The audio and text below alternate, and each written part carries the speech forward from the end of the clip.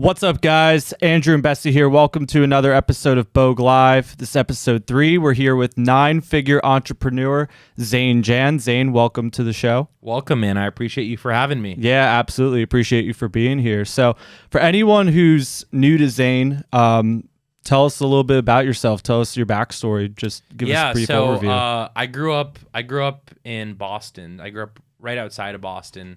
My family didn't come from much. It was humble beginnings, poverty.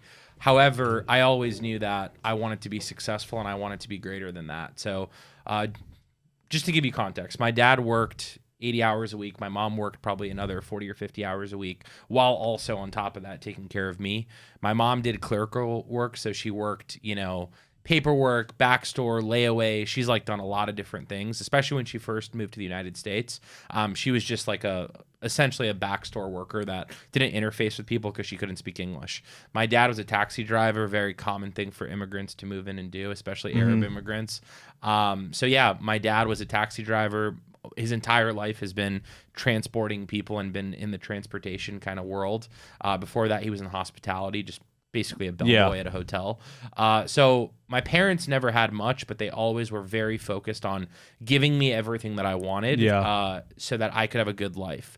Now, obviously, they couldn't buy stuff for me. They couldn't go and give me the things that the other wealthy kids maybe had access to, but I didn't care about that. All I cared about was going out there and essentially living a better life my entire journey, basically. Yeah. So, I got older. I didn't necessarily know what direction I wanted to take in my life, but my parents always told me, Zain, if you want to be successful, you have to go the academic route. If you don't go the academic route, you're never going to be successful. Now, I didn't do good at school. I was never good at school.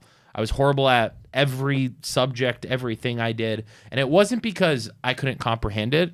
It wasn't because I didn't have the competence. Yeah. It was because I didn't believe in what I was doing. I didn't believe in why I was there. And I hated doing homework. Yeah, no, I hear you. It just wasn't for me. I was like, fuck that shit ever since I was a kid. Then as I got older, I started to experiment with different things. So I found drugs. I found weed really was the first thing I ever found. And that continued to spiral into other stuff. But the first thing that came in my mind wasn't, how do I just smoke this thing? It was, how do I sell this thing? Because I knew other people that were selling it that were making already money. had an entrepreneurial mindset. Yeah. I mean, the first time I ever bought weed, I still remember it vividly. I walked into a house. It was a guy that I knew. It was in Quincy, Massachusetts. And the first time I ever bought weed, believe it or not, I had smoked weed before this with my friends. Yeah. But the first time I ever bought weed, it was an ounce of weed. So it wasn't a small amount. I was buying a decent amount for the first time ever, and it was to sell it. It wasn't to smoke it. It was to sell it. Yeah. So I remember walking in, and the guy had a BMW, he had a nice car, he had this, he had that. And I was like, okay, cool. This is something that I want to do, and I want to be a part of this because he has nice stuff. Yeah. Now, a lot of people might say, you're material and you're this and you're that, but you have to understand where I come from. These things mean something because money is the most scarce resource and thing that we have. Why? It dictates our entire life. My parents fight over money. Every time my parents have to pay the bills, they have to pay it with money. Every time they're worried about me, it's something about money, or they have to send me somewhere, it's for money. There's always an issue with money. So I knew at a young age that if people had nicer things, it must have meant that they had money, and money was survival. And so you basically saw this as your first opportunity to kind of jump in and really just get started with making money and just having more than what you already had. Yeah, I wasn't thinking deep down. I wasn't thinking what is this going to affect? Who is this going to affect? Yada, yada, yada. I was thinking very straightforward, just logically. You were thinking about your initial goals, really making it bigger in life. Yeah, it was economics for me, literally. Sure. It was my first intro into economics, where I said, I can buy something for $150 and I could sell it for $200 and I can make the arbitrage on it. Oh, totally. No, I can relate because, I did something similar in college. yeah. I feel like every great entrepreneur must have tested something like that at some point in their life. It's like, I could buy it for this and flip it for this. Yeah, and it's so often that you see entrepreneurs that don't come from, very rich or affluent or wealthy families. And this is one of the first places that you go. This is one of the first things that you want to do. So anyways, I did that. I went through all the motions and it spiraled out of control. It got worse. I was making more money. I was drug dealing. I had the whole full setup. Yeah. But I was never really into it. It wasn't something that I was proud of. Then at 15, my mom had a stroke. It was a brain aneurysm. She had a blood clot in her head the size of an orange. And that essentially caused her to go into a coma where I literally didn't talk to my mom for like 6 months to a year because she didn't have the ability to. Now, the reason that was such a pivotal moment in my life is because my mom was everything for me, number one. But more importantly, when you're thinking of it you're coming from a place of poverty, you're thinking about a lot more than just your mom's health. Obviously, your mom's health is number one and you care about that. But then reality hits you and you're like, your mom's a portion of your income. Your dad has to be in the hospital a lot to take care of your mom. He's also a significant portion of income. That's affecting your household income. You have no money to fend for yourself or to take care of yourself. You have to keep focusing on making more money and you have to help your parents on top of that. So you move into survival mode. Yeah. You're no longer thinking about how am I just getting money so that I can buy nice clothes or buy the hat that I want or buy the shoes that I want or go and do this thing. No, you're not thinking about that stuff. You're just thinking about survival. So that's when reality really hit me. Probably the worst point in my life that I ever was in. My mom came out of a coma. I helped her, learn English again. I helped her mobile functions, all of these different things.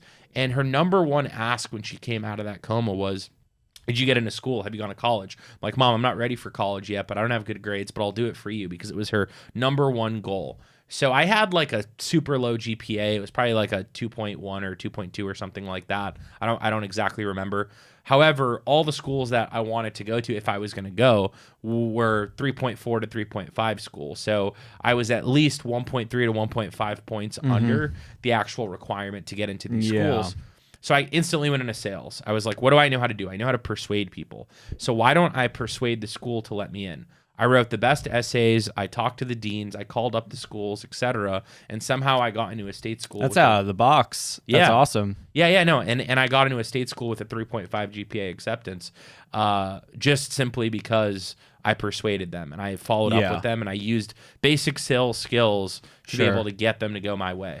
Yeah, for sure. I feel like that's just a valuable life skill that maybe not a lot of people know at first, is, really just even using their words to communicate and think outside the box to get what you want. Yeah. Not just settling for, what's maybe just in front of you, but being willing to go the extra mile, right? Yeah, well, everything in life is a sale. Yeah. The sooner and the quicker that you realize that, you will look at everything as a sale. Yeah, I totally If you want to move into like the dream condo, I remember actually the first condo I ever got that was a nice condo, it was the Ritz-Carlton in Los Angeles. And when I had first moved in there, I was probably like a 22 or 23-year-old kid. So the person that was leasing it to me was like, you're moving into a $3 to $4 million place. You're 22, 23 years old. You just started making money. There's no reason that I should accept you in here. You're denied. And what did I do? I called him up. I started talking to the owner's daughter, because it was an Asian lady who owned it, and her daughter was the one who was managing it. Yeah. She didn't really speak English, so her daughter was kind of managing everything for her. And I sold her. It was probably 2 weeks of every single day. I'm sending her articles. I'm sending her different things about my business. I'm sending her my P&Ls. I'm sending her everything. I'm telling her how good I'm going to be. I'm telling her that I'm going to be the best decision that she's ever made in her life. And she's just sitting there like, this man is really committed to getting in here. And I got in there, and that was my first ever time moving into a multi-million-dollar luxury place.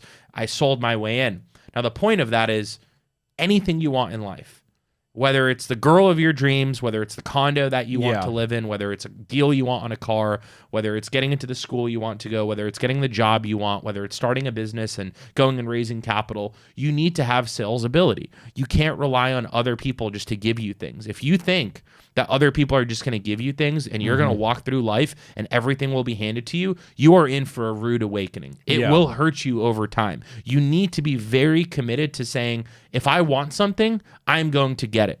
And it all stems from just that decision. So early on, I made a decision. My mom just went through something.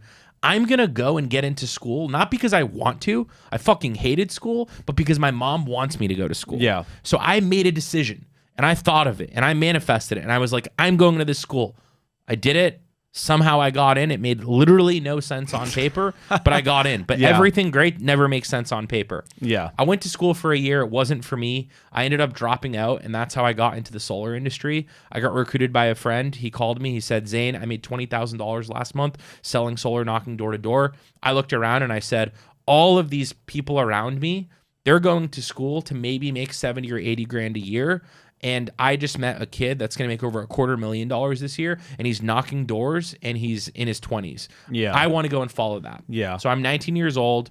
I drop out of school, and I go all into door-to-door solar. Yeah, I was going to ask, actually, because I remember you telling me that, like, outside the podcast. What did your mom, maybe your dad too, think about it when you decided to just go all in with sales and divert from the academic path that they were guiding you down? Well, they hated it. And most parents are always going to hate that because it's the uncomfortable thing to do. It's the untraditional thing to do. And it's the thing that most people are always going to tell you, don't do. Yeah. Like, if everyone wants you to take the path that is most frequented. They want you to take the path where, oh, you know, it's safe, it's going to be easy, it's the sure route. But the sure route has never worked for me. I've literally failed every time I'm going down the sure route. Yeah. So I didn't know anything about the sure route. The sure route wasn't my thing.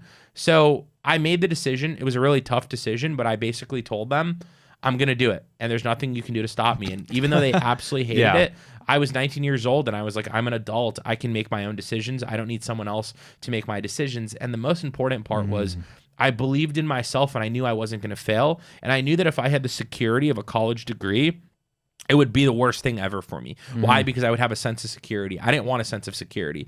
I wanted to know that if I failed, I would have nothing to go back to. And that was the mentality that I had. Yeah. So I ended up... It's like a hustler's mindset right there. Yeah.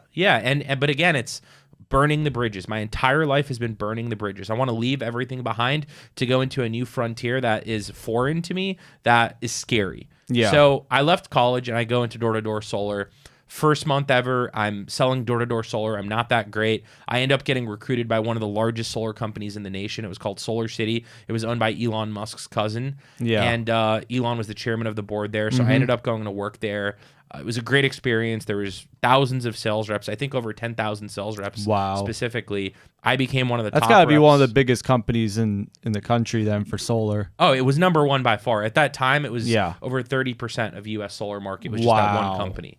Yeah, so we go in there. It's a cool company. Obviously, you have Elon as a huge face figure there. You have a lot of other smart executives that are leading that company. I built all my relationships, but what I really learned there was business at scale. I learned how they did it. I learned how they operated. I understood the operations. I understood the finance. I understood the software. I understood the sales and the marketing. And I was always extremely observant. I was very curious. So I was always asking questions. I would call the installers. I would call the surveyors. I would call the engineers. I would call the people at the front desk, and I would ask them questions. How does this work? Oh, and how's your job? And hey, quick question. How do you get paid? Oh, do you get paid every 2 weeks? Do you get paid every 3 weeks? You're basically deconstructing the business on the inside. And I would take notes, and I would learn the business because in my mind, I was like, one day, I'm going to do this. Yeah. Then I get a call one day, a little over a year in, and this guy says, Zane, I have a genius idea. You should come and you should work with me. I'm going to start a new solar company. He had experience. He had done construction. He had built a solar install company and knew that side of it, the side I had never done before. Remember, at this point, I'm just a hustler. I'm a sales guy. I'm making six sales figures. guys, like learning how businesses actually operate, like SOPs, just how they handle problems, things everything. Like that. That's like all the things that you really learned at Solar City. Well, I was so observant. Literally, I was looking at how are their trucks set up? Yeah. When I go into their warehouse, how is their inventory stacked up? Yeah. How are they counting it? Like I was learning these processes, just asking people. And I remember, I have 0 MBA. I have no business asking these questions. This was all learned along the route. So I'm going along this, and I get this call, and this guy has experience. He says, I'm starting a company. I'm not going to necessarily come and just give you the business. However, if you come and you really prove yourself, there's an ownership option here. I said, well, I don't have that today. It's going to be really hard to probably get that at the current company I am. I could do it. It's probably just going to take a lot longer. Why don't I go here and impress this guy real quickly? Yeah. So the caveat was I was going into another new frontier. Remember, I'm from the Northeast. My college was in the Northeast. My family was in the Northeast. Where I grew up was in the Northeast. Yeah. And this guy said, we're moving to California on the West Coast, and that's where the company's starting. I had never been to the West Coast in my life. I had never entered the state of California. The first time I ever went there was to go and start a company with this guy. Yeah. So I went over there. I brought 5 of my best friends, and I said, all of you are just coming with me. Yeah. I don't care. I don't care what you do. I mean, you know, I grew up around a bunch of bums. So everyone, you just tell them money and opportunity in California, they're all going to come. Like, it's not did like you ask just only those 5 friends, or did you ask maybe like 40, I probably 50? asked some more, but most people I asked, I knew that they would say yes because they had nothing going on. Oh, yeah? I mean, these are all other drug dealers, other people just like doing landscaping on the side. Yeah. I wasn't asking my buddy who was at Cornell and, you know, my dad I have this full ride. No, dude, that wasn't my friend group, right? I had a friend group of a bunch of like degenerates. Yeah. And I knew that they needed something else. They were looking for something bigger. They were looking for something, and I knew that they would listen to me and we could work together and it would motivate each other. And I knew that if I could take them out of this construct of their environment and put them in a completely new environment, I could mold them and shape them. Yeah. Because at this point, by the way, I forgot to mention this point, I went sober. So I wasn't doing drugs, I wasn't drinking, I wasn't doing these things. And I had like, even though it was a short period of time, I went all into doing everything I possibly could. Every drug, every type of alcohol, drinking everything, every single night. I went all into that. Yeah. So at this point, I'm sober and I'm just focused on business. As you can see, business becomes my new obsession, and it's all I think about 24/7. I'm not thinking about girls. I'm not thinking about partying. I'm not thinking about my friends. I am just thinking about business because I'm obsessed with it, because I know that this is my future. And if I pave my legacy right now in my early 20s, I'm set up for the rest of my life. And someone once told me a quote. They said, Zain, if you ever want to achieve true balance in your life, you need to live a life of temporary imbalance, because the only way to ever get balance is to be temporarily imbalanced. And one day you'll be able to be balanced, and then one day you'll be able to be imbalanced, but on the other side, you're going to have so much freedom and no liabilities on the other side. And I said, okay, that's really cool. Yeah. Now I'm at a point in my life where I need to be completely imbalanced in the other direction. I just need to work. Fuck everyone else. Screw everything else. Just work. So I move out to California. I drive there. I pack my car with everything. I'm in California. I'm selling solar, brand new startup company. I'm just a salesperson there, and we start going. We start selling deals. The business starts doing good. Next thing I look, in our first year, we did $25 million. We have over 30 or 40 sales reps, and I become chief revenue officer of the business. Yeah. So now, again, back in my early 20s, probably 21 at this point, I'm the chief revenue officer of a multi-million-dollar business, a 8-figure business. I'm building an amazing team. I'm understanding business at a higher level. I'm talking to vendors about vendor relationships, talking to manufacturers, talking to finance partners, building a team of operations people, learning accountant and finance. So I'm learning every part of the business that, again, most people go to school for. I'm just learning in practice, and I'm doing these things. So it's causing me to get better naturally. Sure. Now, remember, I'm naturally an extremely curious individual. I'm very observant and astute when it comes to, if there's something around me that I don't know, I'm not going to act completely dumb, but I'm going to ask enough questions to be able to understand that thing. Sure. So I did that, and that was a very good experience. I did that for 3.5 years. I'm the chief revenue officer of this company. We end up building a big business. It's doing well. We have over 100 employees. It's a great company. And one day I looked at myself in the mirror and I said, this is no longer what I want to do. Why? Because I'm in business to be the best. I'm in business to be one of the most successful entrepreneurs in history. I'm not trying to be another guy. When we talked last time with your group, I remember like the one thing I was trying to really explain to the group, which it doesn't resonate with a lot of people. You have to build a product that is truly solving a world problem. Anything else is fine, but it's not for me. And the reason it's not for me is because money is not my motivation. Money is a motivational thing, and it's a resource that I need, and it helps me get the things that I want. But my number one allocation of capital is into the things that further move my purpose along. That's where my money goes. So in business, I'm looking at a problem. And with solar, at this point in my career, I'm so all into solar that I fully believe that the entire planet is one day going to be powered by solar. And I want to be the person that's leading that revolution. I want to be known as an Edison. I want to be known as a Tesla. I don't want to be known as just Zain who did this and he was just the solar guy and he sold door to door. At this point, I wanted to construct a real business. And my business partner, he didn't have that mentality. He wasn't willing to like go above and beyond. It was all about security, money. I literally remember one day he sat me down and said, Zain, if I can just make enough to pay this and live in this nice house and have this thing, That's like enough go for on me. vacation, like I'm good. Yeah. I said, no. Now, when did you have that transformational like thought to yourself? Like, okay, I want to do this. Going from maybe when you were just starting out in business, you know, wanting to have the nice things for yourself, not necessarily being materialistic, right? Sure. But being able to have money to actually do more things that you want to do, you know, what made you transform into realizing that you want to solve a bigger world problem? Was there like a specific event where you realized that? I just realized it's a popular quote by Elon Musk where he says, you get paid in direct proportion to the size of the problems that you solve. And I just realized if I'm here on planet Earth and I'm not solving a big enough problem, what am I doing? That's it. It was as simple as that. I want to live a life where I'm the best at the things that I do. And it is the same way today. If I hop onto something, right? Like, for example, when I hop onto a podcast, I know I'm not the best podcaster.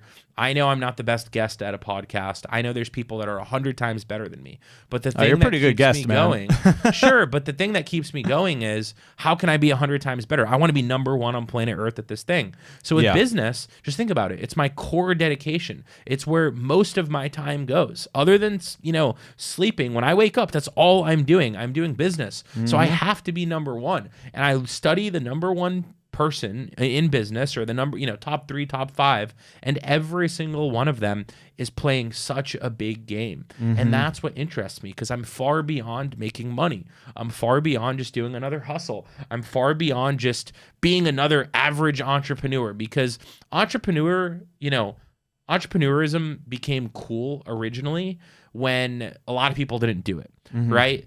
There was a point where your mom and dad, or my mom and my dad, in their kind of lifetime, a lot of people weren't entrepreneurs. And I believe it goes through phases. But during that lifetime, especially like boomers, they were all very focused on working for someone else. And for boomers, like security was the number one thing. It was their pensions. It was their social security. These are the things that really ring them and they talk about. That's why you always hear politicians talking about these things, because that's who they want to appeal to, because they know that those are the people that are going to be most likely voting for them. Yeah. So I knew, like, that's how my parents are, but that's not how I wanted to necessarily be. But now there's this, you know, switch in society of, oh, I'm an entrepreneur if I drive Uber. I'm an entrepreneur if I do DoorDash. Yeah. People call themselves an entrepreneur, and technically you're a contractor, so you can be an entrepreneur. But we live in this gig economy where everyone is doing their own thing. They got a side hustle here. They got a side hustle there. I make videos for this guy. I do graphic design for this guy. I run my own little operation. And that's great, because to have an economy, we need people doing that. But I didn't want to fit into the masses. I wanted a life of purpose. I wanted to do something where I felt like when I die, everyone is going to remember me for my accomplishments. They're going to remember what I did, and they're going to be so shocked and inspired that it's going to keep people who knew me going into more things that solve more problems. That's the biggest thing. Next thing is, I'm a pretty spiritual person, you could say. I believe in the spiritual side of things. And one of my biggest beliefs is God has put you on planet Earth in order to solve something. Why would you be put here just to live life and to indulge in the finer things? Why? There's no reason. It doesn't make any sense. The only reason you'd be put here is to actually improve this. We got to improve our ecosystem. And when I look at every type of belief, whether someone believes in science, they believe in different forms of evolution, they believe in different religions, at the end of the day, the one common denominator is that the only way for things to grow and develop is humans must work on them, and we must improve them, and we must make them better. So if we need to make them better, why would I be someone that just sits on the sidelines and watch people go and change the world and solve these problems? Yeah. So when I think about it, obviously, I have a massive desire to make money. I have a huge desire to be ultra successful. I have a huge desire to buy whatever it is I want whenever I want.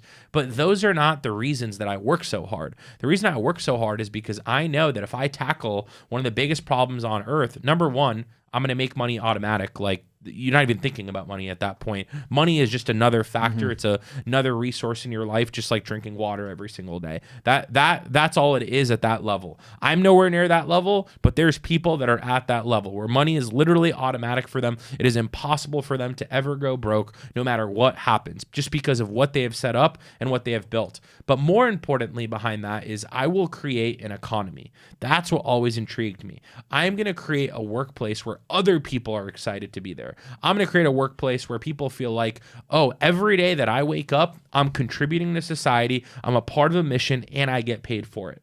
I want it to be like that employer. I want it to have people go home after work and say, I brag about the company that I work at because it's the best company ever. Yeah, no, that's the culture to build. Yeah. For sure. So I left, and that's really where you could say like my life started. I mean, at this point, right, if we even just recap all of that, you've learned business through Solar City. You know, you had the experience of actually starting up a brand new company, and your mentors are essentially massive entrepreneurs who are like the biggest billionaires in the world. Correct. And like that's just already, and also just breaking down the mindset aspects as well, right? Just like, you know, going the academic route versus, you know, going the entrepreneur route, right? And just the whole journey, just everything you've mentioned so far just makes so much sense, especially if someone was brand new starting out, how you've learned all these things and maybe even just like a blueprint. Yeah, and when you look at my blueprint, right, it's not complicated. It's actually extremely simple. In essence, all I'm doing is taking action, executing, being extremely present, and learning. That's it. Yeah. Like, I'm not doing anything special. I'm not doing something out of the ordinary. I have no capital when I started. I have no business connections. I have no real business intelligence. I'm learning everything as I go, and you know, I'm pretty much winging that's it. ultimately how it has to work right now. That's ultimately how it is right now, right? Yeah. When there's not really, even when you mentioned with the academic route, I mean, you aren't learning these types of classes in business school. Correct. You know, you got to learn as you go and learn from experience of actually getting in the field. Yeah, for sure. And that's exactly what I did. So that really for me was like the first phase of life, you could say, because obviously it's me growing up, but it's really my phase of entrepreneurship. But where it really kicked off was when I started my own company, Better Earth. So what I did was I looked at all the people that worked at my last company, any people that I had crossed paths with in life that impressed me, and I put together the best team ever. I said, we're all going to get together and we are going to build the best company together. Keyword together. I wasn't saying I'm going to build the best company. We are going to build the best company together as a team, because I learned by observing all of these successful people is they never did it. It was them and a team. It was the team that made them so successful. It wasn't Bill Gates that made Microsoft successful. It was his team. It wasn't Steve Jobs that made Apple successful. Even though these people are fundamental parts, sure, it's the team they're like that they have, right? Yeah. Like Steve Jobs never would have never built Apple without Steve Wozniak. Like Wozniak was a huge part of it, yet he gets a little credit, but he was really the brains behind the operation. Steve Jobs was the visionary, but what Steve Jobs' talent was to put people together and execute. And I knew my talent was, I'm not the best operational guy. I'm not the number one math guy. I'm not the number one finance person. I'm not the number one legal person. But what am I good at? I'm good at putting people together, giving them a vision, and leading them. And that was my number one skill set. So when we started the company, that's exactly what we did. So fast forward, last year we did almost $150 million in revenue, 149 exactly. And a big part of that was just growing, man. It was just, I took everything I had learned over the past years in the solar industry and I just applied it, and I said, I'm going to do it better than everyone else. I'm going to have a competitive advantage, meaning if my competitors aren't willing to do something, I'm going to be willing to say yes when they say no. If the people around me are getting paid worse at another company, I'm going to pay more. I always just wanted to have a competitive advantage because I wanted to create the best company. So fast forward today, we're one of the largest US solar companies. That's awesome. Yeah, we got employees everywhere. We have offices everywhere, salespeople everywhere. We've really built an amazing machine. But the craziest part is for me, I'm just another person in my company. My company's turned into really a machine. But the part that makes me so excited every day is knowing I'm literally just getting started. Yeah. Like, I'm not thinking about retirement. I'm not thinking about, oh, I've made it so far. How do I chill back and coast? I'm always thinking about what's next. What am I going to do next that's going to change the game? What am I going to do that's going to change the world? And when I look at my business, we've covered one aspect of that. We're covering the solar side, and we're still not there yet. We're like 5% of the way there on the solar side, in my opinion. But after solar, there's so much other stuff in energy and sustainability. That's the industry you want to stay in, or are you interested? For sure, because I always think of it extremely simply. Energy and power is the most powerful utility on planet Earth. Anything you can ever think of requires it, from your water to your air conditioning to your food, your refrigeration, the clothes that you have on, the watches that we're wearing, the cars that we have. All of these things require energy and electricity. Why would I not want to be a part of that? Because to me, that is so, like, it's waiting for disruption. If you look at every other industry, they're far beyond this industry. This industry is a bunch of corporate monopolies that literally control the world's energy infrastructure. And in countries, there's so many countries where the country controls the country's energy infrastructure. And it's so sad for me to see, because for us, it's easy here in the United States, but across the world, people don't have consistent access to power. So I'm a part of a problem that is literally impossible to solve in my lifetime. I've accepted that. It's impossible to solve in my lifetime. But what I'm going to do is I'm going to bring the ball as close as possible to the finish line. And then someone else is probably going to pick it up and continue to take it, and hopefully out of inspiration from me. That's awesome. Yeah. That's super cool. Yep. So that's a pretty awesome journey. First off, that's super cool. Now, would you say the things that, like, you were doing earlier, how do they compare to the things that you're doing now in your business, right? Going from 8-figure business to like 9-figure business owner, like, are there any different tasks that you do every day? Like, tell me a little bit about that. Yeah, it's just a lot more people at this point. When I was first starting, it was just dealing with a few people. I tell my buddy this, I tell you to do this, I tell this guy to do this. I know what you're talking about, this for sure. person. You know what I mean? So that's easier in a sense, because you know everyone and you're in control and you're in all these conversations. But today it's impossible for me to be in every conversation, nor do I want to be. It would be insane if I was talking or listening to everyone, communicating with everyone. If every time someone was hired, I was training them, like, that would be absolute chaos. From a time perspective, it's impossible. So today, a lot of my time is just spent on improving the core product in the business. That's it. I need to create a better product. Number one, like, I have literally 2 goals. Number 1 is to create the best products for today, and number 2 is to create the best products for tomorrow. That's it. So for today, I got to make sure that what we do with solar is number 1. And then for tomorrow, I got to innovate. Whether it's a new financing mechanism, whether it's a new smart home automation, whether it's something else for the home, it's a monitoring system, it's a battery. There's so many things that we're focused on for the future of our business that I have to focus on solving. And I'm just focusing on those 2 things. Because if I can focus on those 2 things, that's what's going to make the company more valuable. Sure. The people are focused on the day-to-day business. It's my job to improve the product. So I like to spend most of my time on that. Yeah, that makes total sense for sure. Now, making that jump from being able to manage maybe 40, 50 people, or maybe 100 people, or however many people, right? Making that jump from like there to obviously the big leagues of having thousands of people now on your team. How did you make that jump? Yeah, so it's really interesting. A lot of people don't understand this framework, and I'm going to break it down for you extremely simply. And if anyone wants an amazing book on this, E-Myth, unbelievable book, I would recommend Who's reading. it by? Oh, what's his name? I always forget. I'll remember towards the end of the podcast. Okay. Yeah, no you just problem. type in E-Myth. It's literally one of the most popular books of all time. It's like E-Myth business book. Yeah, but it's literally one of the most popular business books of all time. So when you find it, you'll find it. Just type in E-Myth. Anyways, E-Myth is a really interesting book, and it talks about this concept. That's what I really like about it, and it breaks it down in a very succinct way. So I'll make it very simple. Let's say Andrew runs a design business. Okay, you're doing graphic designs for small businesses. Let's actually take it back. You're working at a company and you're doing graphic designs. That's the first step. You need to learn the skill sets of becoming a good graphic designer. Sure. Maybe you took a course on Udemy. Maybe you learned through YouTube. Then you went and you worked at a company, and now they're paying you a salary. Now you're tired of your boss. Why? Because every day when you wake up, you got to deal with this boss. It's a headache, always telling you what to do. You feel like you don't have freedom. You feel like you're in this construct of a 9-to-5 career. It's the first step. Cool. Now you're like, I want to become an entrepreneur. So let me fire my boss, essentially. Let me quit my job and let me go and become my own boss. So now I'm a freelance graphic designer. And how I got my clients was I met some amazing clients at the last company. They referred me to some other people. And now I have my own group of clients. Cool.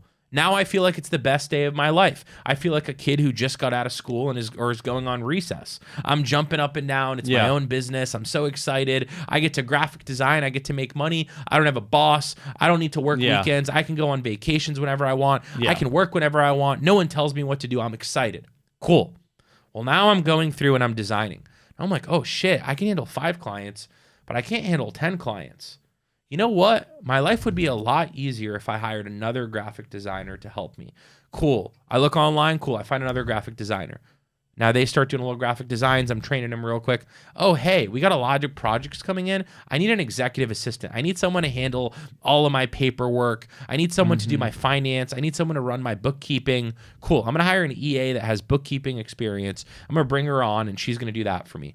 Cool. Now I have an EA here. Let's just say her name's Sarah. And then I have John, who's my designer. And then I have me. And we're in our little small business with 3 people. Everything's going good so far, right? But now I start to realize, wait, my designer's messing up a little. My customers are all calling me and they're saying, this isn't the service that we bought. We think you could have done better. And I look at that and I'm like, crap, you're right. And now I have to go and I have to do quality work. Now, before I was working 9-hour days or 8-hour days working for somebody else. Then I started my own business and I was still working 8 or 9 hours days. But now that I have people on, I have to work 14 and 15-hour days because I have to do my designs. Now I have to manage them and I got to look after their quality. So now I'm doing 14-hour days. And now I feel like, wait, this is almost worse than having a boss. Because now I got to pay these people. Yeah. I'm not even that profitable. I was probably making more money working for somebody else.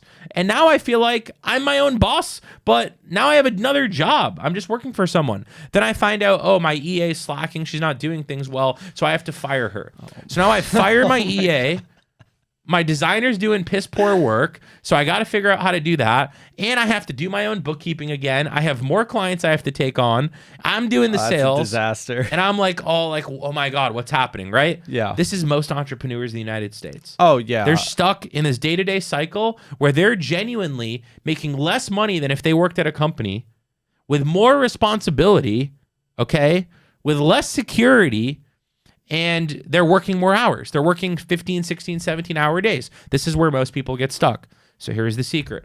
How do you build a company to 5 people? How do you build a company to 5,000 people? It's the same exact system. And I'll explain it in a very quick and succinct way. Let's go back to that example. I hire an executive assistant and I hire a designer. Let me go one step before that. I'm designing my own designs. I'm going to create a standard operating procedure for every single thing that I do. If you don't know what an SOP is, it's very simple. You can look up an SOP template on Google. It's just the way that you do the job. And the whole point of an SOP, I explain to people, when you're building an SOP, all you're trying to do is if for some reason you're sick today and someone needed to fill in and do your job, they could look at the SOP and get that job done. That's how in-depth, but at the same time simple to understand, the SOP should be. So ask yourself, if I were to bring in someone new with no experience and they saw this SOP, could they do it? And if they can't, it's too complicated. Go back to the drawing board and make it simpler. Look at what you do every day and draw that SOP out. Same thing for the executive assistant. Okay, she's doing bookkeeping. She's doing this. Maybe these are some of the skill sets I don't have. Maybe I have no idea how to bookkeep. It doesn't mean I need to become a bookkeeper, but let me work with her the first few weeks and let me have her create an SOP on how she does everything. So now I have 2 people, but I have 5 functions that my EA is doing. All 5 functions have SOPs. I have five functions that my designer is doing. They all have SOPs. So now even when I have a problem with either one, now I have a very clear SOP on how to train people. So when I go to the job market now, I'm not just looking for experienced designer. I'm not just looking for experienced EA. I'm gonna write a job posting online, and it's gonna be extremely simple. All it's gonna say is, I don't care about experience. All I care about is you're hungry, you're motivated, you're willing to work long hours. That's it.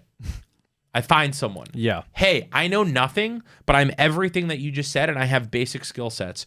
Great. You're going to come in. I have an SOP for everything on this side, and I have an SOP for everything on this side. It's going to take me maybe a little bit longer to train you than an experienced person, but the problem is when people come from the same industry, what happens is they learn something at another company about how to do something, and they learn something from another boss on how to do something. So I might bring in a designer that learned all of his styles from a boss 4 years ago, and he keeps that style, and he's not willing to get rid of it. He's going to have those bad habits, and it's hard for me. I got to like give these people a chemical bath for them to forget everything from the past, and they still don't do it. Yeah. Well, it's the same exact way in business. People bring bad habits from other companies to your company. That's why when I'm hiring people, as much as it's great to hire experienced people, I like the inexperienced people, because even though they're going to take longer to build, guess what? They have no habits. Yeah. They're going to have my habits.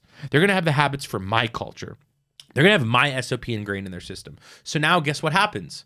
Now when I need to scale the business and my EA needs to hire another bookkeeper and my designer needs to hire a second designer, I don't need to train them anymore. We have the SOPs and I can have them train them. And now we can start to grow the business. But all of it is based on one core system for each function and each task in the business. So no matter what happens, no matter who's sick, no matter who, who quits the job, no matter who gets fired, we have an SOP to replace them. And it's not that hard to find people. All you have to do is you have to have the right framework for them. The reason people say it's so hard to find good people is because they're searching for just expertise. They're just looking in a job market with experience. I can take anyone. Obviously, they have to be confident. They have to be competent. They have to be willing to learn. They need to have these skill sets. But there's a lot of these people out there, but they just need that mentor. They need someone who has the system. And if you give them the system, they will figure it out. Yeah. Now, do you now when you're training people, are you training them with people inside of their division, or do you have like a hiring or quality person training them? Yeah, so it's a really great question. I believe there's a few phases to doing it. I would personally recommend, yes, we have training managers and all that stuff, but I would personally recommend that they learn from the people that know it best. That to me is the best way to do it. So on someone's first day, most ideal thing I'm going to tell them to do is just go and meet everyone. Forget about your job for a second. Just go and meet everyone.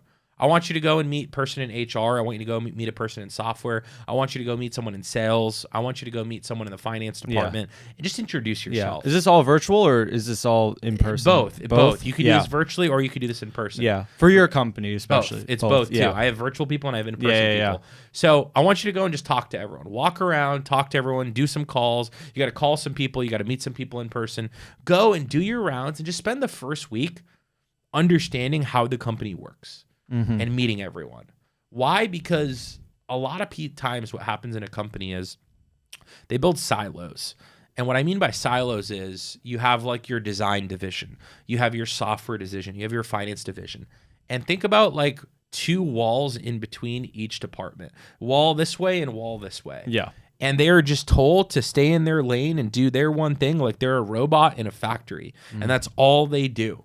Now, guess what happens? Let's say I'm designing something. But I need to understand the salesperson that sold it. How do they sell it? Because I have a question on the design. But I now have a wall. I can't even talk to the salesperson. That's how most companies are. I can't even talk to the salesperson about how he sold it to even do my design. So now I have to go and make a design based on what I think it is. Okay, cool. I make that design and it moves down the line. Now the customer gets the final product and the customer's looking at that design and they're like, this isn't what I bought from the salesperson. And now what does he do? He goes and he complains to the salesperson. The salesperson goes up to their boss goes over to their design boss. They tell him, and then it goes down to the designer and says, hey, it didn't work. Think about how much gets lost in translation with that telephone. Sure. So what I want is I want my people to know each other. So when X designer has a problem, they can be like, oh, let me just look on this job and see who the sales rep. Oh, the sales rep's John. Cool. Let me call up John and say, hey, real quick, John, what did you mean by this thing on this design? Oh, I meant this and this and this. Oh, cool. Perfect. Done. Now there's no pissed off customer. There's no wasted time through communication. There's no hierarchy that doesn't make sense. Like I believe in hierarchy overall, but I don't believe in like stupid hierarchy. I don't believe in it to the point where, oh, you shouldn't do anything if your customer has a problem. I always explain it. Think about yourself as an EMT in an ambulance, okay? And someone comes in and they're overdosing right now. And they need you to stab them with whatever. They need you to wake them up. They need you to, bring them back to life. They need you to put a defibrillator on them. Like they need to go all in on them. Yeah. Imagine if that person could only do things based on a chain of command. I'm the EMT, and I have to call my boss and I have to get their approval to even use this defib on this person. And my boss doesn't answer. And this person's dying in front of me. Am I just going to let them die? No, I'm going to fucking go in and handle. I'm going to be like, fuck my boss. I'm going to handle this thing. And then I'll tell my boss later and I'll ask for forgiveness later, but I'm going to do my job. Yeah. That's problem, and solution oriented, right? Yeah. Problem happens, solutions here, and I got to solve a problem. Well, in most businesses, just because it's not life or death doesn't mean that you shouldn't treat it that way. Yeah. For me, every time a customer has a problem, it's a life or death. And my people have to first focus on the solution, figure out the other stuff later. Focus on the solution first, because people want speed of resolution and they want the right resolution. So just do it fast. Forget about all the BS. Yeah, no, that's totally true. It sounds like a lot of these things are big things that, especially, did you learn a lot of this at Solar City, would you say? No, man, I just learned it just doing it. I honestly learned everything just doing it. Like everything you're saying, or everything I'm saying, even those walls, just through experience. I had those walls. Yeah. Right. And I learned through, oh shit, like I built a company where someone has to go to their manager, who goes to their manager, who goes to another manager. Like, man, this wasn't the company with red tape that I set out to build. Yeah. I set out to build something where people feel empowered to solve problems. And oftentimes people don't have that. So you got to look at your culture and say, am I building something that's right? And am I doing it the right way? And do my people feel like when they show up to work, do they have a job or are they inspired? Because what's job stand for? Do you know? What would you acronym that for? It's a funny one. Yeah. It's just over broke, right? That's most people's job. Everyone's just like just over broke, right? Because it's not even about the money. Yeah. It's just the reason they feel broke is because they have no purpose in what they do. I could pay someone the same amount of money and make them feel so much purpose in what they do, because people really want to solve problems. They don't want to show up to work and just be another clog. Like, they want to solve problems. Yeah. But people don't give them a platform to do it. Yeah, so they're just stuck pretty much. Yeah, exactly. Yeah. What's one thing that, like, 9-figure Zain wish, like basically, what's one thing that 8-figure Zain wish that 9-figure Zain could tell him? Like, what's like one thing that you wish you knew when you were like just... Yeah, this is a crazy one for me, because philosophically, I haven't always been this way. Even if you go back to probably a lot of older videos of me and stuff like this, I would tell you a different answer. And that was 8-figure Zain. So I'll tell you the biggest difference today. Yeah. A mentor actually told me this. EBITDA over ego. What does that mean? Well, EBITDA is earnings before interest, tax, depreciation, amortization. Okay. That's basically what a business makes. That's a business's profit in layman's terms. Ego. We all know what ego is, right? Yeah. Ego is what gets in our way. What happens is when you first start in business, it's really easy to have ego over EBITDA. You want to look the part. You want to be the part. You want people to recognize you for your revenue. You want people to recognize you for your accomplishments. You want people to recognize you for your sales and the amount of customers you have. And you're building your business and you're pumped and you're like, I did my first million. I did my second million. I did my third million. And you're screaming and you're shouting and you're so excited, screaming on top of the world. Like, this is what I just did. Yeah. That's ego. EBITDA is not that. Right? EBITDA is your earnings. EBITDA is the profit that you're making, right? Yeah. How many times do you see entrepreneurs jumping and yelling up how much profit they make? Very rarely. They're always talking about revenue. It's not that revenue is a bad thing, including myself. It's not that revenue is a bad thing. It's just, it's really easy to get caught up with looking at revenue and looking at your business's growth or how many employees you have and saying, this is my accomplishment. That ain't shit. I know people with a $1 billion business that don't turn a profit. And I know people with a $5 million business that make $3 million a year from that $5 million. Yeah. They're two completely different businesses. Now, I'm not saying that it has to be all about profit. That's not my point here. My point here is oftentimes people focus on the wrong things. What I care about is creating the best product possible, giving my customer the best delivery, and doing it in a profitable way. That's all I care about. Yeah. And what I would have actually told 8-figure Zain, and this is going to be so crazy for people who know me, I would have said to 8-figure Zain, go a little slower, but do it better. Instead of, it's like when you're training with someone in the gym, right? What's a really good trainer tell you? They don't tell you to lift more weights. They don't tell you to do more reps. They tell you to have right form, right? Because they know that if you just keep doing it with wrong form, you're not going to improve and you're not going to get better. Yeah. Well, in business, it's the same way. Revenue is just repetitions. And people do repetitions. It doesn't mean that they did it with the right form. They could be building their muscles in a completely wrong way. They could be doing it the wrong way. That's going to end up hurting their back. Yeah. You know, and their back is their business. And boom, next thing you know, $1 billion company one day, next day bankrupt. Yeah. Why? Because they never built with a good foundation. So I would have told 8-figure Zain, forget about all the noise and the hype and the excitement and really focus on doing it right the first time. Yeah. That's the key word. Do it right the first time. As you're building, build the right SOPs. As you're making your product, make your product better. For those entrepreneurs that are in, let's just say in a space that a lot of people do. Let's just say you're in like an online e-commerce space. Sure. You make products and you sell products, or you're in a coaching space, or you're in a marketing space. They're like, well, Zain, what's my product? Well, even if you're a coach, even if you're a one-on-one coach, your product is your coaching. Before you focus on going out there and getting more clients, focus on becoming the best coach. Because when you get your first client, if they have an unbelievable experience, they will tell 2 of their friends about that experience. Yeah. And then you'll get more clients. And then you tell more people about it, and then you'll get more clients. Focus on creating the best product. Yeah. And you will be shocked at how easily money will flow your way. Yeah. It Just will through all just referrals, through just, yeah. It would just come. I mean, it's not even just that. Yeah, it's like... It's just naturally the universe rewards you that way. Yeah, and just it's a good product. Like, Yeah. you go to sleep knowing I have a product that makes people wake up every day and feel happy. I have a product that when people buy, they have a smile on their face. Yeah. When you have that, it's like if you're a videographer and you're like, Zain, I'm the best videographer, but I don't know how to get more clients. I go back to you and I challenge you and I say, are you really the best? Are you really the best? Yeah. You told me you're the best. Are you the best? Show me your work. I look at your work. I'm like, dude, that's shit. And they're like, yeah, but who are you comparing it to? I don't fucking know. Creating it to fucking a movie that I just watched on Netflix. Yeah. Like, well, I'm not a Netflix. Okay. You're not the best. Yeah. If you produce Netflix quality film, you're telling me there's not people that would be lining up to pay you tomorrow. Mm-hmm. Well, yeah, Zain, but shut the fuck up. Focus on becoming better. Focus on creating a better product.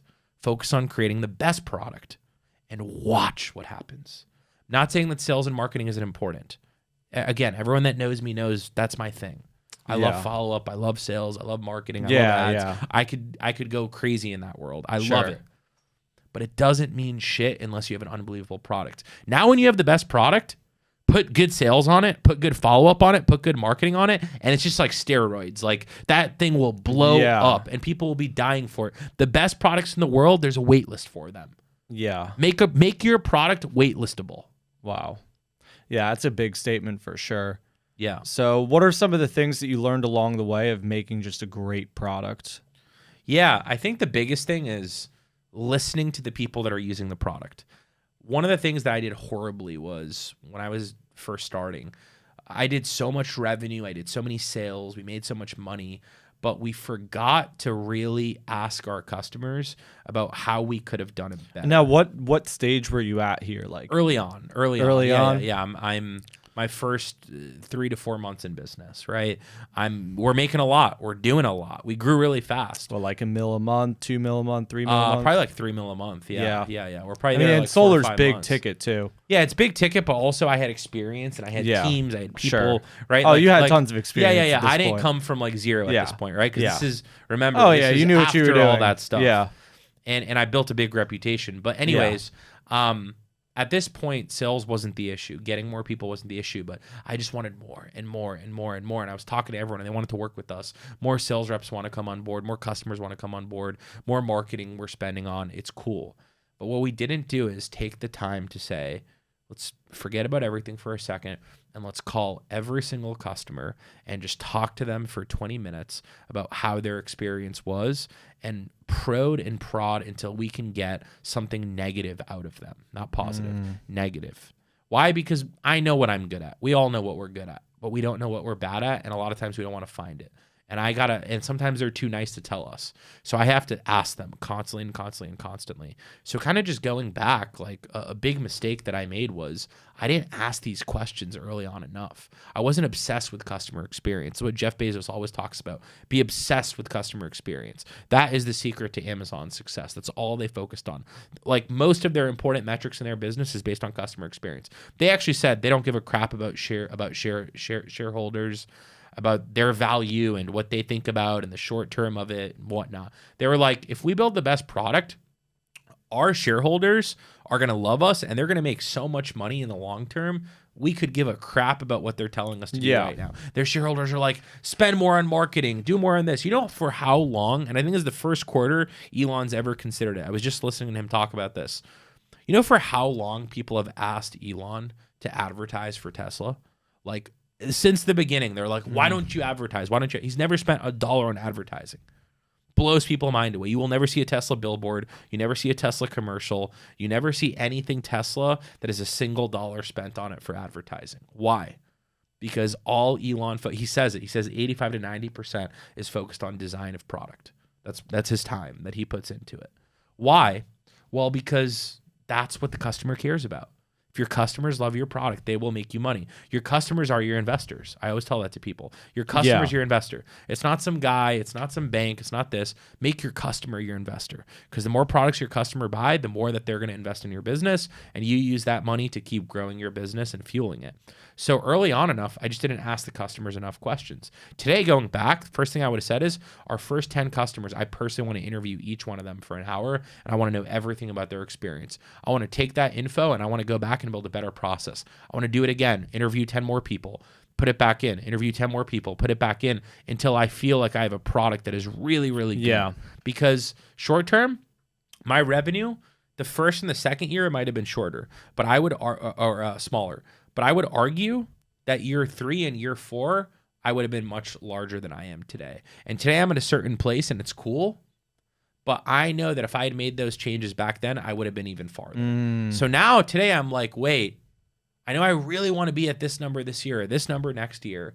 Let me make sure I don't get too big to a point where it's hard for me to manage and control my experience. Let me manage and control my experience right now. Let me make it so fucking good that if I just go head down for a year or two, 3 years from now, there's going to be no one bigger than me. Yeah, I know that for a fact. So you have to be willing to do that, but most entrepreneurs, they're not willing to sacrifice. Yeah. They're not willing to, give up short-term revenue or give up customers short-term to improve product. All they care about is profit and, just selling more and, driving more revenue. That's their only focus. Yeah, for sure. So we've talked about especially SOPs. Yeah. We've talked about, we literally just talked about it's just blanking in my head. No, all good. Yeah. We just talked about the product, obviously, the most important thing. Yep. And were there any other like major things that were really just growth hacking for you that you wish you knew early on when you were at the 8-figure level? Yeah. 8-figure level. I mean, dude, 8-figure level for you though, right? Maybe 6 or 7-figure for someone else, especially for the big ticket that you were selling, and maybe you had maybe like 10 to 20 people on your team when you were doing, Sure. Yeah. When I had more, but maybe like 40 more. Yeah. I probably, well, you had tons of reps in the field. Sure. Yeah. I had a bunch of reps. Yeah. I didn't have W2. I didn't have that many W2 employees. How many W2 employees? Like at that time when I was first starting, probably like 15, 20. Yeah. Okay. Probably like our first month or two. Yeah. And then sales, you could have basically like unlimited people. Yeah. And then at 6 months in, we probably had like 70 or 80 W2 employees. Yeah. We like still grew pretty fast. But salespeople, we had unlimited. No, going back to it again, it's just all the same principles. It's like, you have to be very disciplined in business. If you don't have discipline in business, it's really easy for other people to compete with you and honestly put you out of business. Like today, when I look at a lot of the smaller players, I'm like, dude, you guys don't have discipline. I can put you out of business so easily. So easy to put these small guys out of business because they're not thinking long-term enough and they're making undisciplined moves that put them in tough positions where I can come in and I can use. They're just looking to make a quick sale of them. Yeah, a quick sale, and I can use my capital to drain them and basically take their sales. Yeah. Not that I want to do that, not that that's my purpose and goal, but other people think like that, and you have to be thinking like that. So at all times, I would just put all of your focus and your attention, especially in the early days, like just build the best company. Make sure that your people are proud to be there. Make sure that your product is so good. And when you do these things, then you can start focusing on, oh, how do I have the best marketing? How do I have the best social media? How do I have the best salespeople? But again, that's like, if you have a shitty diluted product, that's just going to be a fad. That's just going to come and it's going to go. It's like those fidget spinners. Remember those things on e-commerce stores? Those things went crazy and then they were just a fad and then people stopped buying them and it was just a little commodity, stupid ass thing that everyone could have and no one was making money on them anymore, right? Yeah. That's a fad. That's a business that's not focused on product. It's just focused on a little quick trend and some sales. I'm building something that's a real product that people can have for the rest of their life. Yeah. That's all I'm focused on. But early on enough, man, like if you heard me my first year in business, I wouldn't be telling you these things. Yeah. That's the crazy You're still part figuring it out at that point. I'm still figuring it out at that point, and I'm very focused on building my business. I'm very focused on just growth and revenue, and it's just grow or die. That was my mentality. I grow or I die. I grow or I die. I grow or I die. And that's such an unhealthy mentality to have. And the other thing that I would tell people early on, also that was a big issue for me, was that I was so scared to fail. I was so worried about what other people would think if I failed. Now, looking back, ultimately, the only real failure, in my opinion, is quitting. Like, I believe failure is an option. I don't believe failure is forced upon you. That's actually like one of my favorite quotes. It's like, there's no such thing as failure. It's only an excuse. Yeah. And then when people say, well, Zain, that's not logical. Like, what if you go out of business? Well, I'll say, no. It's literally the only way to fail is to quit. Why? Because I could build a huge business and it could go to zero. Sure, I'm done with that business, but it doesn't mean I failed. I can keep that business name and I can rebuild it again. Technically, the only way to quit is to fail. Yeah. I'm sorry, the only way to fail is to quit. Yeah, exactly. It just all comes down to not enough push through and follow through. Correct. You know? Yeah, and most people, they don't have that adversity, that experience of adversity in their life. They're so used to things easier that the first time that they fail, they think that the world is ending and then they quit. That's just not the way to do it. Like, dude, when you get into business, man, you better sign this contract and this commitment for life that you're willing to go all in. Yeah. It's like, I'm willing to give up everything to go all in, and I'm willing to go and face some of the hardest moments of my life, knowing that these hard moments are just making you better. And at the end of the day, man, like when you're in your business and you're focused on it and you're doing all the right things, you're going to fucking fall in love with that thing and you're going to become obsessed. And yes, it will still be work. Yes, you're still going to be putting in the hours, but every day when you put your head down to go to sleep, you know that you did everything in your power to succeed that day. And there's so many people out there that they don't have that. They go to bed every day and they're like, dude, I got nothing going on. I'm another bot in life. I'm another stupid bot who shows up to work and clocks in and punches out and goes back home, and I have no life in me. To me, what I do is life. It's like every day, like I'm sure as soon as I leave this podcast and I go on my phone, I have a fucking ton of messages. Firestorm. Oh, yeah. I have shit. I mean, I know already. I have shit going on. I'm going to go back into some stress and a lot of pressure. Sure. But I operate at that level. Like, honestly, the most stressed I ever am is when I look at my phone and I look at my life and I'm like, why is nothing going on? I'm like literally so stressed because I'm like, what am I not seeing? Like something's about to blow up in my face. I'm so used to shit blowing up in my face that when something's not, I'm very shocked and I'm almost more stressed that something's not blowing up. Yeah, totally. It's like you need to have stuff going on for sure. Yeah. Now, in the beginning, I only have a couple more questions. Yeah, all good, man.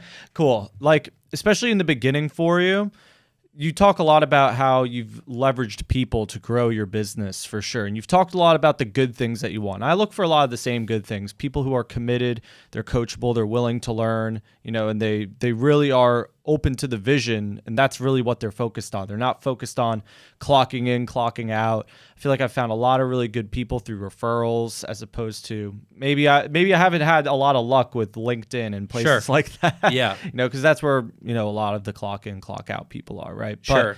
But especially for you, when there's essentially two questions with this.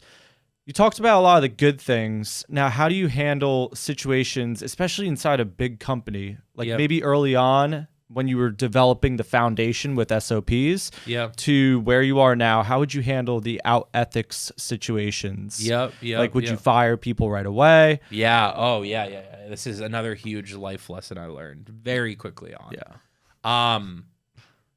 No second chances. Damn.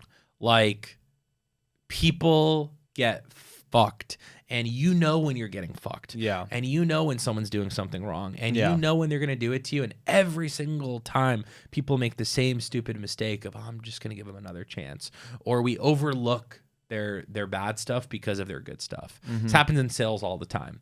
You get a sales guy that every single month someone calls in and they're like, he signed my contract, he didn't even tell me, or he lied to me about the contract. And then you look at his numbers and you're like, well, he's the top sales guy this month. How do I fire him? And, you know, maybe the customer's lying, or maybe the customer's wrong. And it happens again and again, and it's happening more with him than other people. You talk to him, you tell him, but you kind of let him go, and he doesn't care because he's like, I'm a top sales guy. What are you gonna do? What are you gonna fire me? Right? And people do that all the time, and they overlook ethics for talent. And for me, ethics is number one. Like, literally number one. I don't care how good or talented you are. Yeah. If I can't trust you, you have no place being here. So the minute, like with me, dude, I'm so bad at this. If someone just slips even a little bit, man, I can't trust them forever. Like, and it's not like a work slip. I don't mean like they honestly messed something up or they didn't do it right now. I don't mean that stuff. That stuff happens and it's fine, and we're gonna make people grow. I mean, if they slip with their ethics, if they said they were going to do something and they didn't, or if they lied about something, or if they cheated on something, or if they went and they did something fraudulently, like, these things come up, man, and they come up a lot in business, and people just overlook them. And I really view it as a big issue. Why? It's not because of that one little incident that they did. Number one, it's a liability that will come if they keep doing it. But more importantly, it's the example that they set for your culture, and it's what you tolerate with your culture. Because if you allow them to do it, others will think that it's okay to do it, and then you will have an unethical culture, and there's no such thing as an unethical culture winning long term. Your business will die and decay. Oh, over yeah, time. totally. Yeah, it's definitely not healthy. Now, how do you manage, especially hiring? When you first started hiring people, obviously you delegated to one person. Yeah. How did they maybe delegate to multiple people? How are you evaluating applications? Well, you already explained how you evaluate them, but you know, especially with such a strict rule like that, you know, bringing in quality, and how fast are you? I just really want to know if people are good people. So one question I like to ask people is, what's the biggest challenge you've ever faced in your life, and how did you overcome it? And that seems like such a simple question, but man, people, it's hard for people to answer that. People really got to think about it, and then you see how they overcome it. So, for example, I remember like one interview I did. And someone's like, you know, the biggest challenge that I ever faced was I got into college. I'm going to college, and I got caught cheating in college, and I got kicked out. And that was the biggest challenge that I ever faced. Okay. Well, how did you solve it? Well, I solved it by, you know, going and just going to another school and reapplying. And I'm like, this fucking dumb fuck. Like literally, you know, like that's really your problem, and that's really your challenge. Really? Man. And I look back, and it's not that maybe that was something huge in their life, but that example, it's like, no, I want to hear some real shit. I want to hear like, dude, my biggest challenge in my life is what I'm currently in. I don't have money. I can't pay my bills. I'm fucking broke. And what I'm doing is every single day, I'm working every waking hour. Or I was in college one time and this thing happened, and here's how I got out of it, and here's how I solved it. Or, hey, I was building my first business, I was going through these hurdles, and here's how I solved it. So I want to hear, like, are people problem solvers, and are they quick on their feet to actually get solutions? Because that's all I care about. I don't care about their experience. I don't care about what they did. I don't care about who they learned from. I cared about, when they're in my business, are they going to solve problems or not? Are they going to get shit done or are they not? That's all I want to know. Next thing I'll ask them is, how much are you willing to work? Like, what do you mean by that? Yeah, just like, I'm not going to tell you how many hours you need to work. Just tell me how many hours you want to work.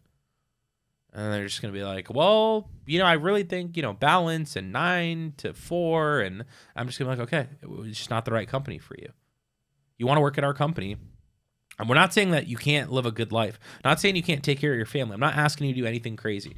I'm just asking you to show up and put in as many hours as needed. And my favorite answer is always as many hours as I need to. Yeah. Because that's the truth. I don't need you for 40 hours. I don't need you for 90 hours. I need you for as many hours as it takes to do your job. And that's it. So I'm usually asking for that, and then I'll ask them. That's a sick culture that you're building for sure. Yeah. And then I'll also ask them, just like, if you are working with someone and you observe, let's just say you're working with Johnny and you observe that Johnny lies to the customer when he's selling the deal, what do you do in that situation, truthfully? And they're like, just mind my own business. Yeah. No, that's the wrong answer. And they're like, yeah, but I don't want to snitch. Well, yeah, it's not snitching. You're hurting your culture and you're hurting our business if you aren't doing that, because you're allowing someone else to make our product worse and make someone have a bad reputation experience with our product, therefore affecting your livelihood, but affecting this entire company's livelihood. And the whole goal with actions of one person affect the survival potential of everyone else around them. 100%. And that's why when I always talk to people and we make decisions, I always say we never make decisions based on individuals. We make decisions based on the entire group. So if the entire group, right, if this is not for the survival of the entire group, it's only for the survival of one person, it's not the right decision. It has to be for everybody. Yeah. Yeah, totally. Yeah. Could it be any mistake, or is there like specific instances where maybe like, okay, maybe we could correct them once, but it's just the moral and ethical boundaries, really. It's just the moral and ethical it's not boundaries. Mistakes. It's like I heard something from Patrick Bet-David where he said it's okay to make a new mistake, but if you make the same mistake twice, then now we have a problem. Correct. Yeah, exactly. It's like but it's an ethical mistake. I could agree with, like, for sure. Yeah. Ethically, right? Just lying, cheating, stealing, like the basics. Yeah. Those are hard no's, and those are not new mistakes. That's a mistake you've been probably doing for your life, right? Yeah. That's first step. That one I'm not going to tolerate. Yeah. Another one. Let's just say I run a moving company and we move TVs. Yeah. And on his first day, a guy drops a TV. Okay, cool. Why did you drop the TV? Oh, well, I wasn't wearing the appropriate gloves and I wasn't told this and that. Okay, cool. Sweet. I'm not even going to yell at that dude. I'm just going to say, you realize how big of a fuck up that is. Yes, I do. Okay, cool. So we don't need to talk about it again. It's never going to happen again. You're going to wear your gloves every single time and you're going to check. Yeah, cool. Okay, cool. He drops it again the next day. Okay, we're done. Thank you. This is so awesome. That's it. It's like as easy as that. You know, you don't have to do that. And you don't even have to be a dick about it. You'll never hear me yelling at an employee. Ever. I mean, maybe sometimes, but like very rarely. I probably yell more at